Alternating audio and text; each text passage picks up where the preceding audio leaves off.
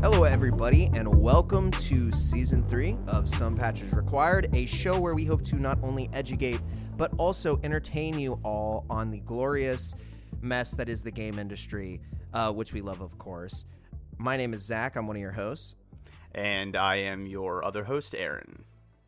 And today, as always, we would like to remind you to please like and subscribe or share this episode. It really helps us out. It's one of the best ways to help us grow. And also, it just makes us feel good on the inside. So, give us that gift of 2024 cheer by sharing the episode or shooting us a like or giving some constructive criticism. We accept all those as forms of payment. Yes, absolutely. Incidentally, even though there is absolutely no, reasonable vector through which you could pay us with payment, we do somehow still accept payment as payment. If you just have some loose money that you want to give us, we'll put Aaron's Venmo or Cash App at the end of the show. Yep, that's going to be our big push in 2024. Is... straight to creator monetization. Straight to creator. L to P payment. Listener to podcast payment. Direct. Yeah, no middleman. Exactly. No Patreon. Who needs Patreon? Anyway. Well, this has been very good. Yeah. There's a new energy in Season 3 that was not there previously. Some say for the best. Others say shut up. Anyway, today we have a very serious guest on the show. My buddy, Adam Nelson Powell. Mandela. Yeah, exactly. I actually didn't hear what you said, so I don't know what I just agreed to. You'll be excited about it. Oh, Lord. Okay. Well, my buddy Adam Powell will be coming onto the show today. For context, Adam is very engaged in politics, and today we're going to be talking a little bit about unions, which was really cool because Aaron and I didn't candidly know all that much about unions, so having him come in as a former union organizer and current politician running for city council in Austin in 2024, it was a really cool opportunity to be able to pick his brain. Yeah, absolutely. Especially since 2023 and, I mean, obviously the entire history of the industry has been rife with so many, let's say, issues that maybe could be addressed by unions, and there's been some forward momentum recently.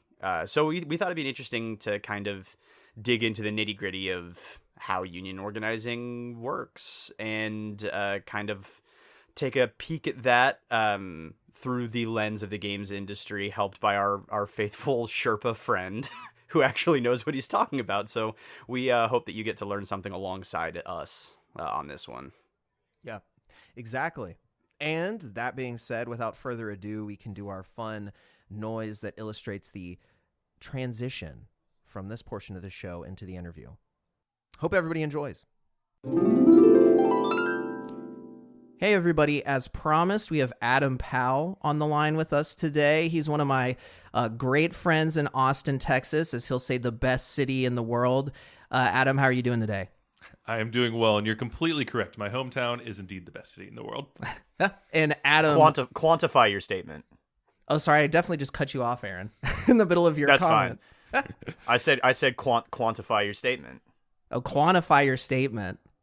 Well, by any metric, Austin's the best. There's the quantification. No, there. Well, I mean, it's at the top. I can't prove it. That checks out. It's just real. It's just the truth. It's at the top of the alphabet with A. I mean, that's a good start, unless you're doing reverse alphabet. Anyway, so Adam, we brought you on to talk about unions today. There is a specific reason for that, but do you want to go a little bit into, your background, what you care about, some of the projects you have going on before we jump into the discussion? Absolutely. So again, my name's Adam Powell. I'm a community leader here in Austin, the best city in the world in my hometown. And I'm currently in the process of running for Austin City Council here in North Austin, District 7. Woo! So if you're interested in learning more about that, definitely go to adamforaustin.com and you can learn all about that and consider donating or any other way to support. Outside of that, I do a lot of local history in the area, nonprofit work, stuff like that. But why I'm here to talk to y'all today is that I started my career back in 2016, 2017 as a union organizer, working with SEIU, which is Service Employees International Union, and specifically in the space of graduate teaching assistants, which at the time was a bit of a new frontier to unionize folks. So I'm excited to, sharing any experience that I have from back then and translate it to the games industry. Yeah, that's actually really interesting that you bring up like this specific angle that you were kind of in that whole scene from, because I had never actually thought about the rights of teachers' assistants in my entire life. Oh, exactly. Yeah. Had never I'm just like, I guess they're there. They're around. They probably grade most of the stuff. That's probably good enough. That's exactly right. And I mean, at the time, it was a really, really new thing, specifically at private schools. So there had been a long-term, decades-long precedent back then with public schools where graduate teaching assistants, graduate research assistants, so we're talking master's, PhD students, where they could be unionized. But in 2016, it was a brand new thing to be able to do that at private colleges. And so there was a lot of what you just shared of just like, wait, we can unionize? That's like an actual thing. And a big sort of purpose of my job at the time was just informing folks of the rights that they now had. Wow. All right. Well, hey, you're out there doing the work. Back in the day, at least. And back in the day. And I think that kind of like leads into at least part of the first question, the big first question, which is like, what are the benefits of a union? Obviously, I think a lot of people know this, but I do think it's like a good starting point to talk about it because right now we've got SAG-AFTRA, United Auto Workers going on. Well, I guess United Auto Workers are still on strike. I think that at this point, the writer strike, that's ended. The actor strike, that's coming to an end. It's a very interesting time. Why do these things matter? Why are people going on strike? Why are there unions? Yeah, no, that is the question. And so I'm going to take this from a few different angles. One angle is the legal side of things. So being in a union grants you certain legal rights. There's things called Weingarten rights, which, to put simply, give you a baseline of, okay, if you need to talk to your supervisor, you can have somebody else there, like a representative from the union, so you're not going into a room alone and, it's a he said, she said type situation.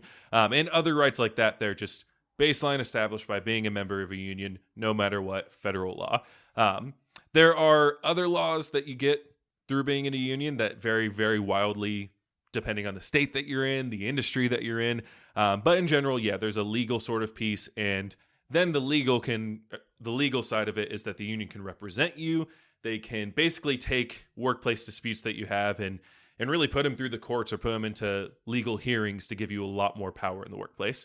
That said, when I was organizing, I didn't go too hard on the legal side because it is also the truth that for unions to actually legally enforce these things takes a lot of resources. And right now, at this point in history, unions don't have a lot of resources. So the real benefit that I would talk about as a union organizer, and that I think is universal to any union in any situation in the country and really internationally, is collective bargaining, collective action.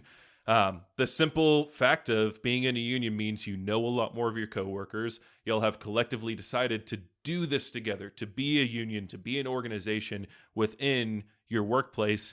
And frankly, like outside of even the legal benefits of that, of actually getting a contract, of actually getting specific wages and benefits put into ink and like really clear, outside of even that, it just gives you a lot of power in the workplace to know that you and your colleagues have each other's backs. So it's something we said a lot as we would look at back in the day, our legal department having just very little resources to actually chase down some legal threats if they came up. We were just clear with people of like, hey, legally you have rights, whether they can be enforced or not is one thing. But what you know is that your colleagues, your fellow union members got your back. That was the biggest part. Yeah. Yeah. And I think that collective bargaining piece is so huge because really it's providing some form of power against a corporation that can, as an individual, get rid of you. basically. But if you're protected by a larger entity and there's a threat that larger group of workers can back you up either through a strike or whatever it is, right? That's a real threat because it costs a ton of money to onboard people. Also, Adam did HR, so he knows about hiring as well and some of the fun there. But yeah, no, that's, it's a real money, and it can shut down entire industries, as we've seen with entertainment, at least on the TV film side.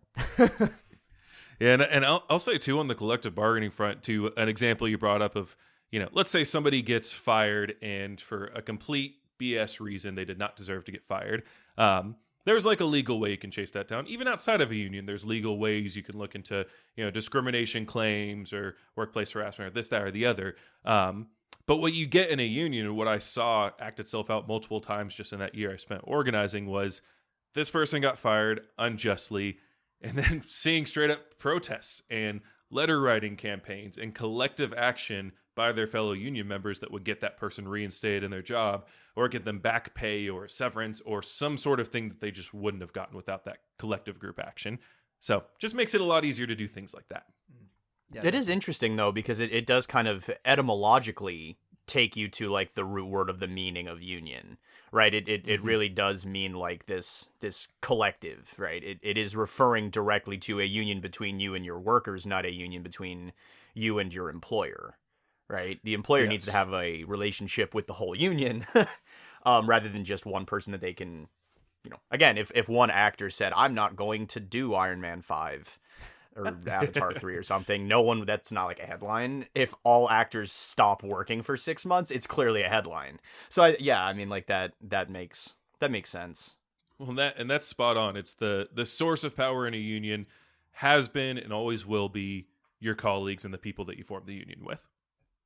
So, but before we kind of pivot around into gamier sides of certain bits of this, I guess that kind of brings up a question in my mind, which is, does that tend to limit the impact of smaller, more niche unions as opposed to something massive like SAG-AFTRA or something in that vein? Yeah, well, I think what you're getting to with that question is kind of the difference between like unions and the labor movement, right? So to put it differently, like there are a ton of unions that do, great collective advocacy and collective work in their workplaces that don't necessarily have a niche within the labor movement. So when we're talking about the big UAW strike, the SAG-AFTRA strike, writer strike, we're talking about those things. Those are big labor movement moments made up of various unions from, well, with the SAG-AFTRA, that's actually a pretty clear, that's just one thing. But usually it's like giant coalitions of unions from different states with different types of workers. Even if they're in the same industry, it captures a wide breadth. So when you look at those smaller, more disparate unions, it can be harder for them to find their niche in the labor movement and get that sort of giant collective action. But, let's say there's a union of 5 people at like a retail store. If all 5 of those people walk out, they're still making a giant impact in that workplace. So the mechanisms and the tools of collective action are always the same, even though, are they in their proper niche or power building in the labor movement? Maybe not. Okay. That's an interesting perspective. Thanks for kind of clearing that up for me. I was curious. Of course. I feel like an interesting thing on that note would, at least from my perspective, is I would imagine that the more niche your area of work, potentially the more impactful, because actually maybe not. Let me rephrase that. It's still impactful, but if you're like in games as an example, not very many people are engine engineers or engine like creators. So it's a very high demand job. So the salary for that is really high. But as a result, if you did unionize, one person going on strike matters a whole lot more than the whole group. But at the same time, if the whole group goes, it could really stop an industry. So I guess like my thought is like, if you're in a really niche area, you have a lot more bargaining power as an individual, but a union could still be valuable in the same way. It's just, it's like the one to many, like there's way more actors than there are, anyone that's doing any kind of like astrophysics. For some reason I mentioned that and not another thing. That's a good example though, because I think what you're getting to with this is, unions can be by workplace and say, again, let's take the retail store example. You have your cashiers. This is a grocery store now. You have your cashiers, you have your baggers, you have your warehouse employees, you have your drivers. So a union could have all of those different job functions represented in the union. But what you usually see at workplaces, especially, let's say this grocery store has 300 employees. It's massive, massive grocery store, right? What you usually see is sometimes individual unions broken up by job function. So there could be a cashier and baggers union, but the drivers or workplace or warehouse workers might not be unionized. And I even encountered this back when I was working with graduate students. We ended up just getting graduate teachers assistants at Brandeis University, even though there were also graduate research assistants over in the sciences. So we ended up having to just unionize that specific unit because they had a real thirst for it. They were really ready for it. Whereas the research assistants, they actually unionized this year in 2023. It took them, a much longer time to kind of come around to the idea and build their collective power. And that's okay. That happens sometimes. Yeah. Yeah, for sure. I mean, it does seem like, since we're talking 2016 to now, again, before we dip into a couple of other larger union things and then into games a little bit, it seems like since you were so actively involved in, I think we can all agree, a pretty even-keeled year for politics was 2016. Nothing particularly contentious or disruptive happened at any point, so it was probably just kind of a snooze fest for you most of the time. But and politics has remained largely static since that year. Have you seen any particular difference in the way that this whole kind of thing is being approached since the time that you spent really actively doing it in Boston? And in so many ways, and I say I want to take two parts of your question. Yeah, 2016 was a wild time to be doing the work because, again, in our case, it was private grad students could finally be unionized, and that was a big thing, and we had a lot of momentum. And then Donald Trump got elected, and suddenly the National Labor Relations Board and the actual federal policy around unions went from, wow, this is so open up, and we can now get these low-wage workers unionized in a way we couldn't before, to, oh my God, we need to wrap this up in a few months because all this policy is about to change, and we need to create precedent before it does happen. So suddenly we were sprinting to finish that campaign that I was working on because, frankly, it was we didn't know if we would have it tomorrow, if we would still be able to unionize those employees in his administration. Now, in terms of since 2016, the other big difference is that I don't want to be too hyperbolic here, but it just felt like no one really cared much about unions in the labor movement back then. And it really didn't feel like we had these big boilerplate, huge moments that were getting national, international attention. Things like the writer strikes, things like SAG-AFTRA, that just wasn't really on the radar at that point in time. And frankly, with the colleagues I had in union spaces, it felt like we were a dying breed. It felt like unions were losing power, that this labor movement thing was just on its absolute last legs. Resources were being drained. So frankly, if you had asked me back then or shown me the headlines from today back then, I wouldn't have believed you. It has been such a massive change in just people even knowing what unions are, much less seeing the actual momentum in the labor movement itself. I mean, wow. It's even gotten to the point now where for the United Auto Workers, Joe Biden went and actually supported the picket line directly. It was huge. First president to do that. Yeah. Unbelievable. Yeah. And the other thing that, not related to games at all, but it's funny because it just reminds me of the show. I can't remember. It's a show on HBO. It's about police brutality. It's very kind of similar to The Wire. I think it's on HBO. But anyway, my point being is it's exploring a lot of the police violence. I believe it was in St. Louis specifically. I forgot the exact case. But in that show, the team kind of portraying the police I don't remember. It's whatever body oversees police brutality cases and all of that. They were talking about a very similar thing at the time of so much changes from administration to administration, where you can get a lot of these very progressive, social policies pushed through in one administration. But if it switches over to somebody else, it just goes away. I think it may have even been the Trump election was the one that was this was getting magnified around, and they were we have to get this pushed through before Trump comes into office, because once he's in office, all our efforts are done. All these years of work get reset to zero. We may not even have our jobs too, depending. It is absolutely like that. And I mean, in the case of, the National Labor Relations Board is an actual board, and they have individuals who cycle in and out. And not unlike the Supreme Court, like you can be pretty sure which way they're going to rule, but you don't know until they're actually there. So the same political forces are at play federally. And it absolutely was the case where we were just terrified in 2016 with Trump getting elected, just from a very strict legal federal perspective of, holy crap, are we going to be able to not just unionize the private grad students, but like janitors, healthcare workers, all these other unions that had been so long standing? We were like, what if they just aren't able to do that anymore? And thankfully things didn't really work out that way.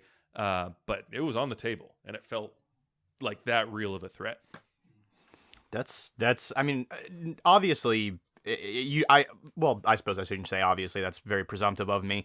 My imagination is that you probably don't get into, community activism and union organizing and all that fun stuff to have like a super cushy life and a boat and a helicopter. No, you do not. And everything. Like a lot of your drive to do this is for what you absolutely see as the benefit of others, right? So I imagine that was kind of scary, not just in a do I still have a role to play here regard, but also in a, man, these people may lose benefits that they already have, or they may never get a chance to see what kind of benefits they could have, I suppose. Yeah. If they were to unionize, which I think kind of delicately guides us a little bit closer into almost a game's on-ramp, which is, I think, so it's really interesting talking about unions and employers in general, because the two never seem congruent. Like they never seem to be on the same page, right? Yeah. So on the surface level, it does sound like unions are a really good way to, secure protection and, more leverage in negotiations and, actually enact lasting change. But visibly, that is not appealing to employers. What is there going on in there that has created such a contentious relationship between people who want their complaints to be taken seriously and the people who basically aren't taking them seriously? Oh, that is a really good question. And I'll give you an example from my experience of how this can play out. So, and the university I was organizing at was Brandeis University. It's named after a guy named Louis Brandeis. He was the super powerful federal judge. Might have even been a Supreme Court guy. He was longtime judge, philanthropic, got a university named after him. He was also, personally, a huge supporter of unions, of the rights of the labor movement, of the rights of individual employees to unionize. And yet, the school that was named after him did a whole lot of anti-union things to try and bust up the campaign that we were doing. Not only were they not happy about the unionization, they were actively dissuading it. One example of this is the day we had our union election, where the graduate students physically go in and have to cast a ballot saying whether they want a union or not. They did, and this is super illegal. We didn't challenge it because we won, but we definitely could have, and we might have even won that challenge if we had. They had next to the polling place a department head photo shoot that took all day. So these graduate students are going in, and right next door was their department heads, and then they would come out and be like, hey, you probably shouldn't vote for that union thing. It's a bad idea. Electioneering of the highest degree, super federally illegal. That's the type of anti-union stuff that Brandeis University, named after a pro-union guy, was doing. It was ridiculous. We won anyways, so all of their time, effort, and money was wasted. But that's an example of exactly what you're saying, how contentious it is. And I'll say, having seen in my career the HR side of things, it is true that if an HR department or if a workplace is doing things the right way, theoretically there should be no need for a union, right? Because the things that a union guarantees are, again, things like open, transparent disciplinary processes with, opportunities to appeal and represent your case. Transparent hiring and firing processes. These are things that if an HR department does a really good job, they should exist already. The difference is that employers have to deliberately do those things. They are not required to do those things. And even if they are legally required to do those things, who's going to win in a fight? The company and their lawyers versus one individual who got slighted and is trying and just lost their job. So companies don't have that sort of actual impetus to do these things as a baseline. And hey, even if they have an HR department that's doing it all and doing it really well, HR director retires and it goes to shit and it's not that anymore, right? So all that to say, that's the contentious piece. Is what a union does is it makes it so, no, you have to do these best practices. The company does not get to opt out. And companies and employers really, really want the opportunity to opt out. Even universities named after pro-union people. I think it's really interesting you mention like the idea that we shouldn't in a perfect world need unions, because we've even said that when we were talking, like in ideal world, they really serve a purpose that the employer should be providing. But the reality is because of capitalism, you know, you are incentivized as an employee to do the least work possible, at least in theory, for the biggest benefit. Sometimes people follow that. A lot of the time they don't. They work way too hard, admittedly. Yeah. But you can better bet that a company is going to support you as little as they have to get you to do the work. Like they 100% play their role like 90% of the time. And that's really why like they're, you know, they care way more about themselves, especially if it's a public company that, you know, they have to, you know, make profit go up for stakeholders. There's all these systems that even sometimes you could have a C-suite that has the best intentions, but they're really like when it's these stakeholders and these boards that are driving what you really have to do because they've invested in your company. It's like, yeah, the good intentions go away pretty quick. Yeah. and that I don't even feel that bad for them. Like, let's be honest, they make generally like tons of money. They're fine. Yep. But I think, you know, it's interesting you bring that up. To play devil's advocate just for a second, especially because you've been on the HR side, you know, have plenty of professional experience, both in government jobs and private sector. I feel like one of the big things against union and worker protections a lot of the time tends to be like, well, you know, all of that is great if employees are working well, but what if I have this really awful employee and they're just not doing their job? And like, you know, well, let's say they're maybe even like, I don't know. I don't hear so much that they're like harassing people. A lot of the time it tends to be something more where it's like, they're just lazy. They're not doing their job. They're just riding on the coattails of the company and, you know, potentially even screwing over their team and a lot of people that we do care about, the workers.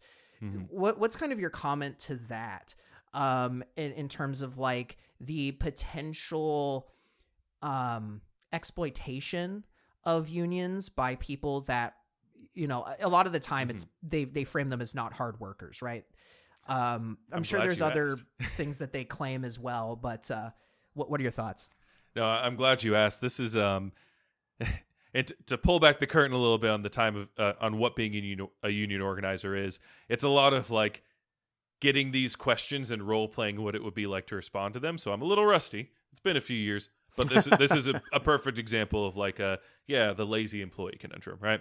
I think the answer there is one is that unions and their contracts, which I haven't explicitly mentioned it, but the contract that a union ultimately collectively bargains, that is ultimately voted on by the union members to ratify it, as well as agreed on by the employer. The contract can literally look like whatever it wants to look like. So, you know, it goes into a perception of like, oh, if a union comes in, then we're going to have to work 40 hours a week and we can't earn any overtime pay is like another common thing kind of within this vein. Which like, sure, if you put that in a contract, that's true. But if a group of employees likes getting overtime pay, they're never going to ratify and they're never going to put that in a contract. So I would say similarly here is that the incentives of a workplace don't change. You and I and everyone has had the experience of being on a team with someone who sucks and are just bad at their job or lazy or what have you. And that you wish, like, I just wish this person wasn't in my workplace anymore. That doesn't change just because there's a union. So employees still get exited. There's still an impetus for teams and for managers and folks within a union to still be able to say, like, look, this person is not doing their job well. They need to go. And I think what the biggest difference that you'll typically see with the union isn't that, again, like employees get exited from workplaces that have unions. It's just that it tends to be a more like, you know, cross the T's, dot the I's process of making sure it's done really well. And frankly, like coming from the HR side, it is shockingly easy to exit an employee in a, let's say, lackadaisical kind of quickened fashion. That wouldn't hold up to legal scrutiny if there was something like a union at play. So all that to say, bad workers, people still don't want them in the workplace. Contracts still can easily and often do allow for very clear exits for performance-based reasons like that. And at the end of the day, like, it's just making sure that the due diligence is done. And if somebody does get exited, you're absolutely sure, yeah, it's because their work sucked or because they were lazy or what have you. Well, can you get kicked out of so like, let's say that I legitimately don't know this. I'm assuming if you don't pay your dues, you get kicked out. But let's say like you are one of these problem cases, like you are just an absolutely horrible employee, because when you're part of the union, you are representing the union and you should presumably do a good job to represent the union so that it looks good. Can you get kicked out of a union for poor behavior if you're considered to be one of these problem cases? Like, you're consistently getting the union into these situations where they have to negotiate with companies because they're saying you're really not performing. And, it turns out that that's true. My thought would be absolutely, because it doesn't help anybody at that point. But I really don't know what the reality with that is. That is a good question. And I'm going to have to give a few layers of it depends. But it gets to an important difference between states that I think we should illuminate. So this is good. The direct answer is, in general, if a union exists, it exists for all of the employees in the workplace, period. So it's not like, you would get kicked out of the union. The union is there to represent the employees of the workplace, period, end of story, right? So what maybe would happen is a union would say, we're looking into this employee's situation and they're getting fired for performance issues. And you know what? Seems like the employer did a bang-up job on this one. Yeah, they should totally get fired. They deserve this. That can happen. And I've seen similar judgment calls made of like, you know what? Like, here's an employee who was wrongfully terminated that we're really going to invest our time in because we know they didn't deserve what happened to them. And here's an employee who got terminated, is pissed about it, but like, realistically, they deserved it, and we're going to kind of let that ride. That's a thing that can happen. But to the root of your question, because I think it's super interesting, unions in their basest form are just like pure democracy. So I'm going to rewind a bit, but I think this process is important to understand for the entirety of the scope of what unionizing is. When a union is formed, it is a simple, straightforward election.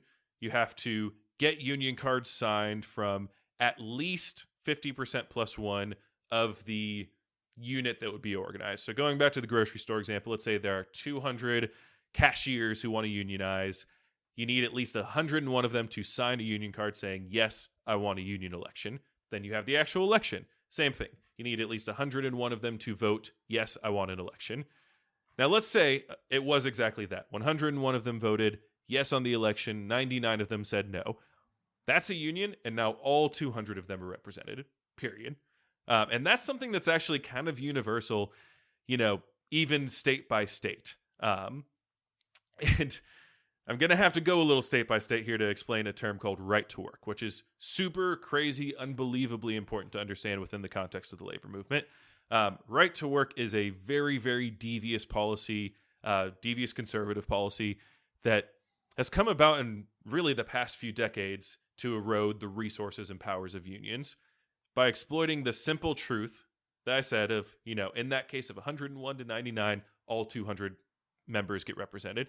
Now, what that historically meant, and what it still means in some states, like Massachusetts, where I organized for that year, is that whether you voted no or not, like, the union's there, you have to pay in dues. You don't get to opt out of dues. You are paying dues no matter what, right?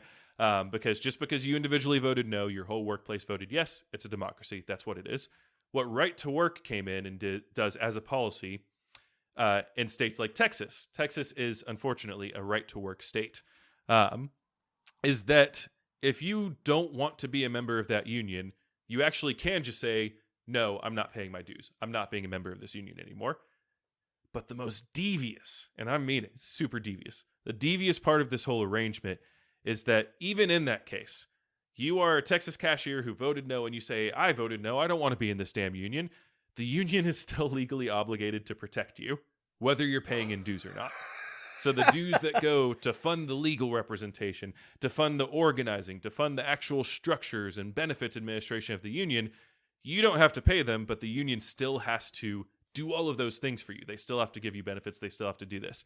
So you can imagine the resource drain that happens from there of the union having to provide, in this case, resources for all 200 employees, but let's say 99 of them are straight up not paying dues and not giving anything. So I'm sorry, that's a very roundabout explanation, but it's important to understand right to work depending on the state you're in, is just a massive, massive drain on union resources. So the answer is always the union has to represent people in the workforce, period. But whether that individual is paying in, whether the union is fiscally and resource-wise healthy to actually do so, depends state by state. In Texas, things are pretty bad. In Massachusetts and a few other states, things are slightly better. Huh. Long answer. Sorry for that. No apologies. Zach and I had actually had a couple of conversations leading up to this recording about the fact that we were both kind of excited about it in the vein of actually kind of learning alongside the audience. Because a lot of the eccentricities of this, to say that they're lost on me is actually giving me too much credit for saying that I had, even gone bothering to look for them up to this point. So hey, it's very understandable. Unions it's complex. It's complex stuff for sure. So now, looking at the time, we have about 25 minutes left. Want to talk a little bit more about the game side of things because yes, let's do it. That's what we cover, and we've hinted a little bit to it, but obviously because of large abuse cases like with Activision Blizzard, situations where Bobby Kotick threatened to kill his secretary. That really happened? Yes, no, it literally happened. Oh my God. He's a ridiculous man. Bobby. He sucks. The awful Bobbert. Tons of layoffs happening in games. I mean, in more than just games, but especially in games, we're seeing massive layoffs, especially when you're looking at percentage of companies. Huge push now for unionization in the games industry. I think probably the biggest question, and one that I've already asked you, but I know Aaron hasn't heard. Why is it that when you look at the United States, at least, we've got massive unions, some of which we've mentioned, like SAG-AFTRA, you've got the Writers Guild of America, you've got the United Auto Workers. These are massive organizations, which are, largely kind of employer agnostic. That may not exactly be the right term, but my point being is that it's a broader scope than just like, this is the union associated with Ford, right? Or in just Ford. Whereas in games, we've got Activision Blizzard has a bunch of QA unions, but they're more studio specific. They're not this larger quality assurance organization. Can you go into, obviously, this is more speculative at this point, probably on your side, but I am curious to hear you talk a little bit more about that in terms of like historically why there's these massive unions and now they tend to be more, piecemeal, very niche, for lack of a better way of putting it. Yeah.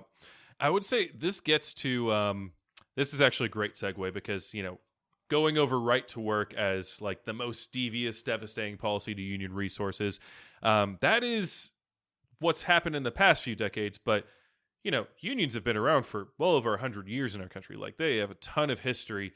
And especially if you look at the peak of union membership around like post-World War II-ish, don't quote me on it, there have been a lot of things that have eroded union power over the years and created this sort of fragmented situation today. So historically, and you mentioned UAW, right? And looking at their history as auto workers, I think other unions folks would be familiar with would be like steel workers unions or like the Teamsters, truckers, right? What you see a lot of times with those unions are a few commonalities. One is that is work that is super, super essential, unquestionably essential in terms of steel working, trucking, auto development. For the time periods that those came up in, everybody knew those had to be there in the economy. And those were factory manufacturing jobs that had little to no worker protections. I mean, today we're talking about wages and benefits, and that's all important. Back then we're talking about, well, Jimmy just lost both of his legs in an accident in the factory, and it's a Tuesday. What did you expect? It's a different scale now. So they had a lot more resources and a lot less systemic constraints to build much larger unions that spanned the entire scope of those giant professions than we do today, frankly. And right to work being separated state by state, some states having that policy in effect, some not, really illustrate the difficulties of building these large unions that go across state lines or go across employer lines or even job titles, like you're saying. So again, this is definitely speculative on my part, as you're saying in the question, but I think a big reason why you're seeing that is because there's just so much specificity you have to go into to build a union. It's not surprising you're going to see different QA unions under the same employer banner or just smaller, more fragmented type situations. Now, there still is the opportunity, like the SAG-AFTRA, like the UAW strike, to build power within the labor movement. Just because, you're in different unions doesn't mean you can't come together for the same cause, coordinate a strike together, coordinate a letter writing campaign, do any number of things. But it does make it harder. And I think that the best thing I want to illuminate with this response is just that that's a result of the deliberate resource strain on unions over time. So, yeah, that's the short version. Big unions, historical precedent, much easier. Smaller unions, a result of the fragmentation caused by the resource strain on unionization today. Huh. That's very interesting. Complete side tangent question that has very little to do with anything. Are there like beefs between unions? Oh, are there many. certain really? So I had to many. know for a second. Well, and, oh my God, yeah, so many. Like a lot of the old trade unions I mentioned, like tend to be like much more rugged and a little more aggressive in their organizing tactics than like SEIU and UAW, who I worked with, or like worked within those spaces. Total beef between unions, and mostly like a whole lot of infighting about like, well, we organize this way, and we're the ones really building power. It's the classic left eating itself, snake eating itself situation. Unfortunately, it's gotten better, but it could be pretty nasty. Yeah. I mean, I framed it as kind of a funny thing. Ultimately, not particularly productive, but I don't know. There's just, why can't we all just chill? Yeah. Let's just do that. I think the labor movement's gotten better at this since I got out of it. Yeah. So it was you the whole time. It must have been. Creating the contention. Well, I'm realizing another element that's important to understand of the baseline process of union organization. And I'll take it back to the union card signing, the unions holding the election that I mentioned with the grocery workers union that we were talking about before. The example that's spiraled out of control, but we're leaning in now. The important part to understand here is that the employees can do basically all of that by themselves. So, my job as a union organizer was to go in and help employees do this with each other. I was like a resource there. I was an expert to say, hey, here's how to do this. Here's how to get your friends on board. And I was getting people on board myself. But there are, and in fact, I would say the most powerful unions tend to get built without somebody like me in the picture. So then the only way the union is involved, a UAW or an SEIU or a SAG-AFTRA or any of those entities, is basically like helping them, take the union cards, submit them to the National Labor Relations Board, run the election. But really the actual process of employees talking to each other, getting the cards signed, and then going and voting yes for a union is basically something that can be done entirely by employees with no paid organizers whatsoever. And in fact, that's where you see the real power coming, because if it comes across that organically, those are some people who are really going to build power together. The one interesting thing that you mentioned earlier on that I think is particularly interesting is you were talking about with your situation and the teaching assistants, that certain groups of teaching assistants were more willing to organize than other ones. The interesting thing, speaking from the perspective of knowing people at Activision Blizzard who have talked about unionizing, is it's really only QA that's made a huge push forward. And what's funny about that is because, well, it's not actually funny, but it's that they're the most kind of beaten, downtrodden, disrespected group. A lot of the time there's examples of them not being invited to company parties, basically being treated as second-class workers. That's kind of a loaded term, but my point being is like they are definitely the ones that need the biggest like sure up when it comes to like benefits, pay, all of these other things. Yep. And you don't see it with like, although I would suspect with artists soon with AI, especially with these big wins that like SAG has had and the Writers Guild have had around AI, that might change. But it is interesting to see how like within a company, certain departments are like, no, I don't want to fucking unionize. Like things are pretty okay for us right now. And then like QA, kind of universally has been like, yeah, we're kind of fed up being treated like shit. That is nail on the head. And frankly, that's exactly what happened with the teaching assistants, research assistants thing I said back in the day. Now, again, we know the answer to that situation is that the research assistants ended up unionizing anyways. But at that point in time, it was the teaching assistants were in the liberal arts college and they got paid, I don't know, maybe 10, 15 grand a year a lot of time to live in the Boston area. It was complete. Yeah, it was like you were hearing heartbreaking stories of poverty. It was just extremely dire situations. And by comparison, the research assistants were usually making 30 or 35K, which I look at that in the Boston area and I'm still like, oh man, that is really rough. That is a low income in that area. That's really difficult to afford anything. But they looked at themselves in comparison to the liberal arts folks and they said, you know what, we're doing all right. We don't want to rock the boat.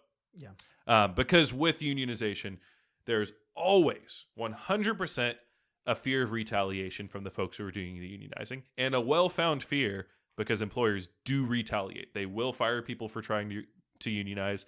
They will do any number of things that can make life difficult, give you bad assignments, ostracize you from your coworkers by saying this person's a troublemaker, don't be like them. They can do all those sorts of things. So it's a real fear, but it's something, again, you have to come together collectively and overcome.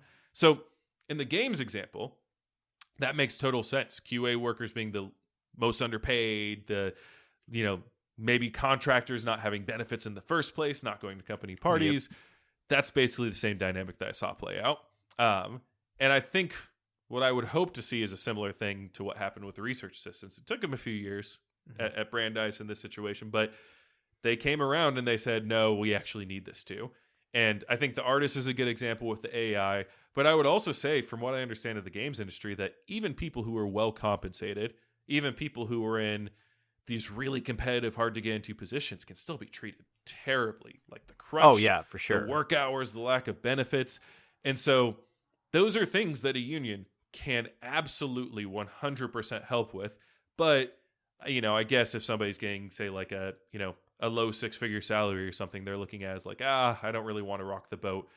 I'll also say, I mentioned a little bit, the competitive aspect of the games industry, I suspect plays a huge role here. Because if I'm Activision, if I'm Bobby, I guess taking a break from trying to kill my secretary. Yeah, it was more threatening. He wasn't literally, as far as I know, but maybe. You're worse. Anyways, if I'm Bobby taking a break from that and thinking, how do I squash a unionizing effort from, say, like some software engineers who get paid 6 figures, I'm going to tell them, hey, I can replace you guys tomorrow because I know there are thousands of people who want to be doing your exact job. That's the coercion I would put on as an employer if I was an evil, terrible, awful person. So it's understandable why you're seeing that fragmentation, but unions beget more unions, and I think hopefully you'll see from the momentum from QA workers, other folks looking over and saying, hey, we could have that too. Well, yeah, I think that holds true, and I think we've been seeing a steady, pretty organic ramp up in this that I don't think we're even near the height of. Yeah. Personally, and again, this is 100% speculative on my part, but I remember going to the Game Developers Conference the first time I did it, what feels like a billion years ago. And sitting down with some people for conversations about game unionizing, and people had like special banners on their name tags and stuff like that. So I had some really interesting conversations about that long, about in 2016 times kind of feeling. And there just wasn't that much hype around it. There was a little small group of people over here, and then in the more recent years that it's been a much more, focused thing. It's been a lot bigger. People are really talking about it. All of these different QA groups, especially QA from, different countries and America and massive publishers, kind of, individually taking these steps to protect their own rights. Sometimes works out pretty well. Sometimes it doesn't, but it's getting headlines. And then with the SAG stuff, I imagine this is all kind of building towards a fever pitch. And I know for sure, I don't know exactly how many, but I know for sure there are people in every corner of the industry who want things to be different. Yeah. The role is basically immaterial at a certain point, because most of the time there's some stuff that happens in game development that is not good for workers. We've done extensive coverage of a great deal of that, and some of the stuff, again, fully is union stuff, and eventually the more people who do it, like you said, I feel like it's going to end up moving in that direction, because the companies have shown themselves completely incapable or unwilling to address these long-standing issues. No, that sounds exactly right, and I think this just brings me back to what I said of employees can do this for themselves, right? And I think, it's the momentum building that you're talking about. And it's also like the more folks learn about the process of forming a union, the more that, again, even in the case of like a highly compensated employee who's being harassed or, abused in their workplace in any other type of way, like all it takes is them, hitting up one of their local unions and saying like, hey, can you guys give some union cards? We'll circulate them, we'll sign them, and then can you help us with the election? And they're off to the races. So, and that's the exciting thing, as you're saying, as it's getting to this fever pitch, the building blocks, the absolute fundamentals of unions are still there, despite how much so many of the other things around them have been eroded. All it really takes is a bunch of, a plurality of employees in a workplace coming together saying, hey, we need to do this, and it can be done. And to take things a step further, I would also say that I think that's what needs to happen in the games industry. I think it needs to be more employee-driven than driven from union organizers like what I did back then. Because frankly, as we had lower and lower resources, like the reason we went to private graduate teaching assistants is precisely because they got paid 10 to 15K. I mean, we could look around the Boston area job market and find a ton of people who were having just terrible workplace conditions or bad benefits or this, that, or the other, but we couldn't find people who had all of those things who were making that little that were so ripe to be unionized. So, I was a full-time employee. I was paid to go and do that, and my resources were deemed best to put towards that job market. So all that to say, do I think that highly paid games employees should unionize? Yes, absolutely. Do I think that unions are going to actively hire people like me to help them do that? I find it unlikely, because you can name a group of employees who are getting treated worse, who realistically are more urgent for the union to get to. But that's not a reason that group of employees shouldn't take the initiative and unionize. I feel like that's kind of the tragedy of it, right? Is it's like by the time people unionize, it's like too late. Well, it's not too late. It's never too late to unionize. But what I mean by that is your situation is so dire that you feel the need to do it. People aren't being proactive about it. When in reality, like you said, it's really in everyone's benefit to be in a union. Like, even if you're making a ton of money, it's an extra safety net. It's that collective bargaining that literally never hurts anybody, really, for the most part, right? I'm sure there's some edge cases with corruption, whatever, random stuff. But generally speaking, that's always good. One thing I did want to ask Adam, because I think part of the issue in the United States is tiny things, even like our work culture. One example, don't share your pay. Don't share how much you get paid. Yeah. That's very rude. You shouldn't do that. That's inappropriate. I think that's complete bullshit. I will share with people. I'll ask them, because some people do find that rude. But if there's ever a conversation and someone wants to know how much I get paid, I'll tell them how much I get paid. And I think that that's completely fine. I think that benefits me. I think that benefits them. I think it benefits everybody to know how much everyone else is getting paid. And obviously there's some nuances there based on like, history, when you were hired on. There's a whole bunch of different things that can lead to different like amounts of pay. But I think that's just an example of like a small thing people can do that is collective, that can lead to a huge benefit in negotiating with your employer. And generally, that might be more of a thing in Europe. I have a lot of Europeans I work with, and they're much more collective leaning than Americans. So I enjoy working with Europeans more. But anyway, I bring all this up because I'm curious, are there any things that you think are steps culturally you can take with your colleagues to promote more of a collective environment without unionizing? Obviously, unionizing is kind of like the goal, right? But, I do think there's some like cultural things that can kind of have a meaningful impact on reframing the way that you think about things.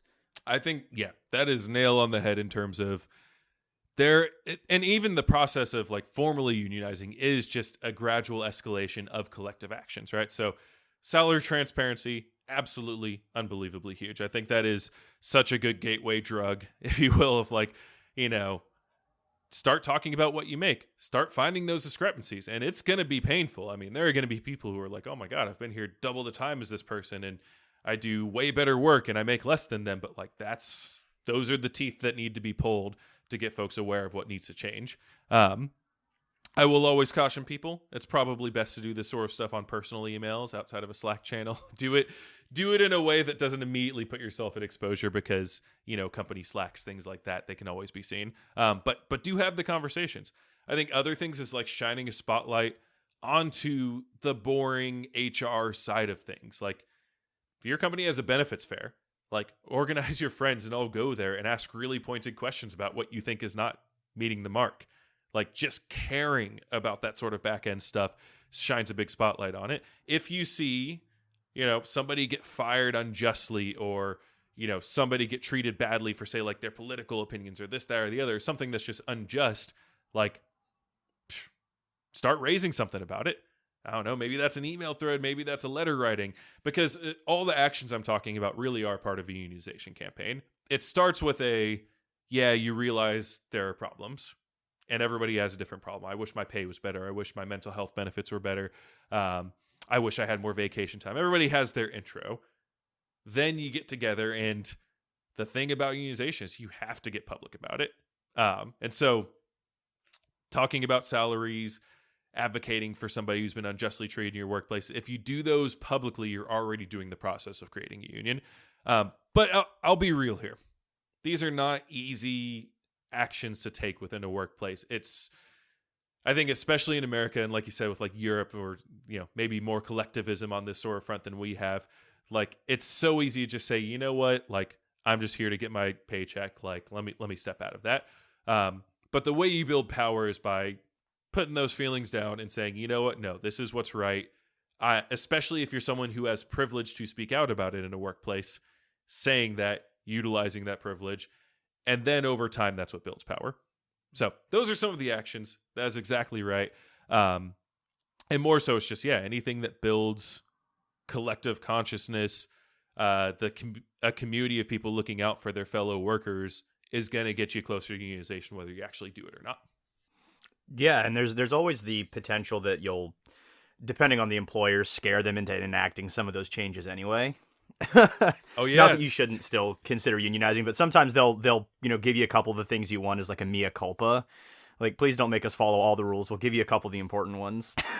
So this is funny. So exactly right. And usually what you're describing is the last ditch an employee takes when they're pretty sure union's going to happen in a weird way. Yeah. So they, and you see it all the time at Brandeis. Again, we saw it. As soon as we filed for the election, suddenly emails started going out to graduate teaching employees saying, hey, we're going to give everyone a $5,000 raise. Straight up. Just, hey, $5,000 raise. We're going to do this because we really care about the concerns that y'all are raising. They didn't mention the union, but obviously it was a response to it. And we then had to be in the position to tell them, like, hey, we can get y'all bigger than $5,000 raises in a contract negotiation. It's going to take longer. It's going to be a harder route, but we will get you more money than that. Yeah. And also, just because they're giving you that $5,000 raise for this next semester, is that guaranteed for the semester afterwards? And there was no pen to paper saying that these things were actually guaranteed. Yeah. So that's but you're right that like if you do it the right way and if you navigate right, you can get those benefits even if a union doesn't happen. It's just funny too because it's also the last ditch effort to try and stop a union. Exactly. And for the record, we got I think the minimum raises that anyone got in our union after they won the union. They took a year bargaining the contract. That's pulling teeth. It's a hard situation, but they did it. And then the minimum raises were like 35%. It was insane. Nice. And for context, the union dues were 2%. So for anyone who says, hey, union dues, that's so expensive, it's like, okay, would you take a 2% trade-off for a 35% raise minimum? I think most people would. And for context, I pretty would. I think for context too, at least most of the jobs I've been at, if you're looking at like a yearly raise, most places you're lucky if you're getting 10%. Like most of the time we're looking at sub 5%, especially when the economy's not doing well. And so to go up 30, ridiculous. Like and really what I feel like a lot of that is it just keeps up with inflation. We're in a really scary time where income hasn't gone up with inflation for I think the last 3 decades or something like that, 4 decades. It's crazy. Like that kind of sure up is something we need, at least in the United States, to make sure that people can actually live doing like whatever it is. Well, and there are many union contracts that will explicitly have you have to give a 5% cost of living each year. This is not always, but it happens. But that should be like the bare minimum is kind of the funny thing. It's like your income should catch up with inflation. Anyway, I know we're coming up on the hour here. So, Aaron, did you have any other union questions? Because if you didn't, I did want to, Adam, give you a space to kind of talk about some of your other projects, other things that you care to share before we let you go today. So, Aaron, did you have anything else? Yeah. I actually had just one kind of like final note. It's something that we had in our notes, not necessarily a question, but again, with this, everything comes from two different sides. But since the Microsoft Activision Blizzard acquisition deal went through, and there were employees actively unionizing or having already formed unions at Activision Blizzard, I guess Microsoft signed a neutrality agreement saying that they wouldn't take any action against unions, and basically employees can do whatever they want, laissez-faire, unionize if you want, it doesn't matter.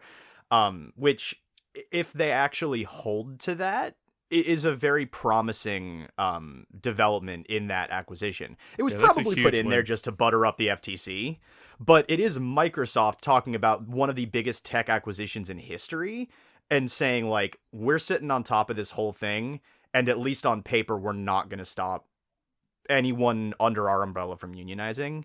And if that actually holds the course, then that's that could be the breaking of the floodgates for the rest of the industry to start waking, demanding that kind of collective action. If there's a substantial movement of unionization under Xbox. That's Microsoft. A huge deal that they, even a statement of neutrality, because one thing I haven't mentioned is employers can always just accept the union. Always. So there's a thing called voluntary recognition, which, like, before even union cards get submitted, before even a union election happens, an employer could just say, oh, okay, we see what you guys are doing. You know what? We're going to voluntarily recognize this union. You don't even need to have an election. They just say, go ahead and do it. And so, like, there's a pathway that employers can, and frankly, when they do that, they give themselves way better negotiating power in a contract, because then they can come to the table and justifiably say, hey, we're here to help y'all. We voluntarily recognize this.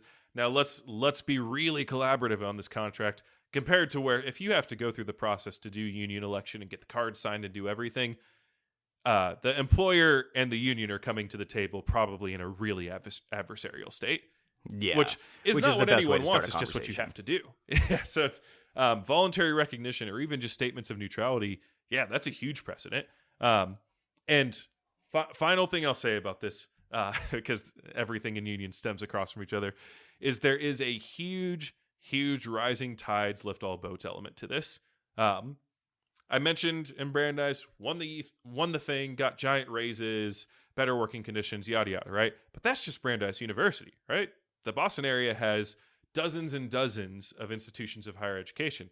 What we saw after ones at Brandeis and Tufts and BU, and I believe Harvard eventually, they had a total scrap on it, but they eventually got a union as well, was that schools that didn't have unions suddenly started raising their wages, because they realized if we're going to be competitive for these PhD and these master students, we have to keep up with the market, and the market's just higher now.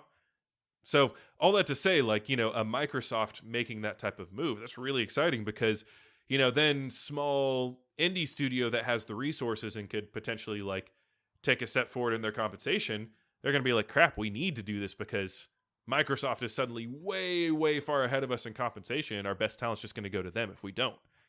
So it's a cool phenomenon, and there's a definite, like, unions beget more unions, but even if they don't, they beget more, like, worker compensation and treatment, better treatment. I call that a net win all around. That's the hope. Well, fingers crossed they actually hold to it.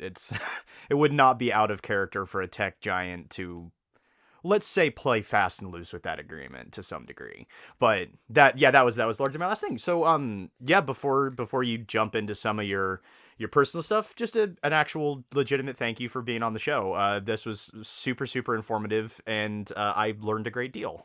So thank you for being so concise and informative. I don't know if I was concise, but I hope I was informative for sure. And I appreciate being on here. And I'll also say before I dig into my personal stuff, if you're listening to this and you're a game developer or, whatever workplace you're in, you're seeing an opportunity of maybe I should unionize, maybe I should make a change, reach out to a local union. It doesn't even particularly matter which one because they'll direct you to where they need to go. Reach out to your local UAW chapter, reach out to SEIU, reach out to your AFL-CIO council, reach out to someone and just say, hey, I want to learn more about this, because at the very least, it doesn't hurt you to just have more information. So, if you're listening to this and you're in that position, give it a spin, see where it takes you. Radical. And obviously, Adam, thank you for coming over to record as well. It'd be weird if I left that out. But no, we definitely appreciate you taking the time this time of year. By the time this comes out, obviously, this will be probably early 2024. But the only reason I allude to that is we appreciate you taking some time before your life gets a little bit more hectic. I'll let you share, what you want to about your, existing projects, things you care about. But you're going to be a very busy man. That's all I'll say for now.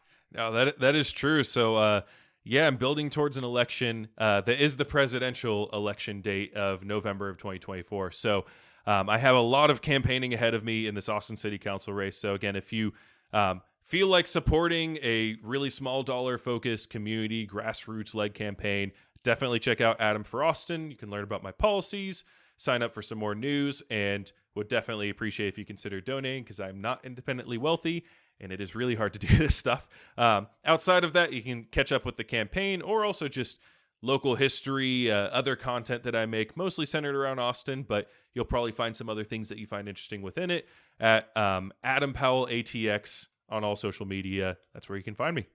And I think that's about it. But really, I'm just grateful to have been on the show. Appreciate y'all. No, seriously, the thanking is all in your direction.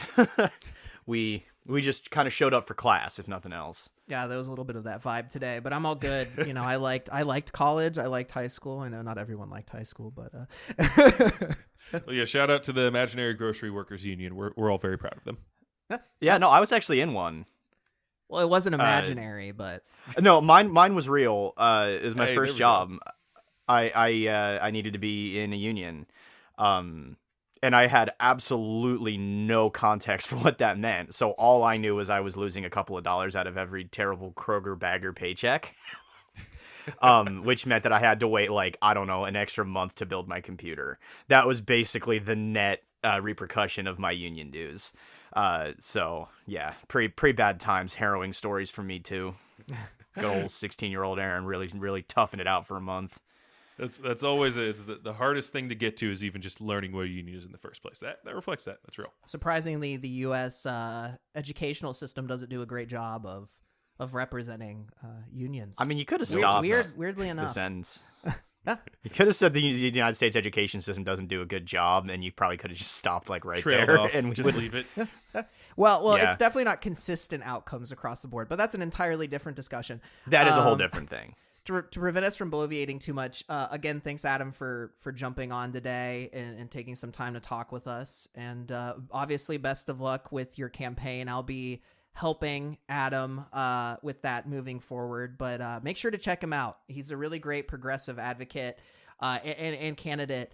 And if nothing else, I think it's helpful to listen to a bunch of progressive voices, especially those in states like Texas, where you're fighting the good fight to try and turn it blue, which That's the we'll hope. see. We're doing our best. Yeah. Thank you.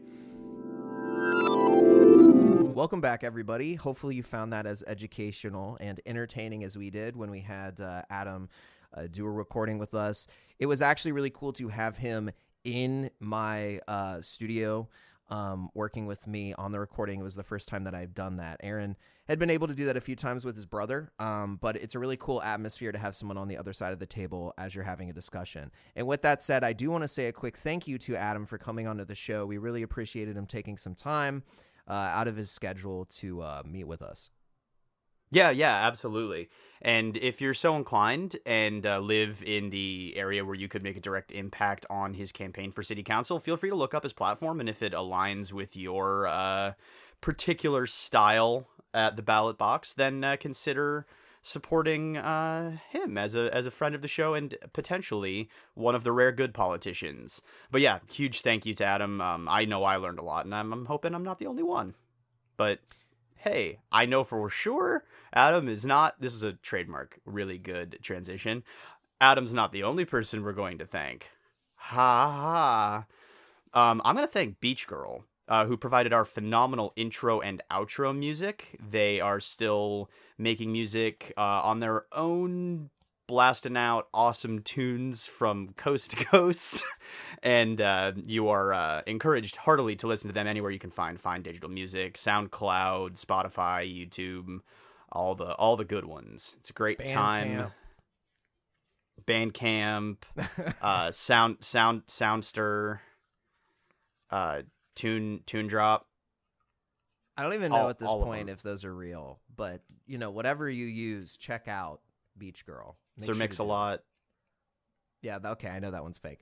On the note of music, and actually not at all on the note of music, because it has nothing to do with music unless you consider art music for your eyeballs, please check out E-Dougie Art. Now, why should you check out E-Dougie Art? Well, E-Dougie Art did the album/podcast art for our wonderful show, and also is just a good friend of ours. So make sure to give her a like or a follow on Etsy or on Instagram under the same handle at E-Dougie Art. That's at E-Dougie Art. Make sure to check it out if you love music for your eyeballs, which sounds not as good as music for your ears, but whatever, we'll work on it. Thanks both E-Dougie Art and Beach Girl for supporting the show for so long. We appreciate both of you. Yes, absolutely. A huge thank you. And do make sure to check out E-Dougie Art's bid for city council in Austin, Texas. And if her platform aligns with yours, give her a vote as well, of course. And I think on that note, ready to go hit the old dusty trail. So I'm going to say goodbye. E-Dougie Art doesn't live in Austin, Texas, so don't look that up. All right. Bye, everybody. If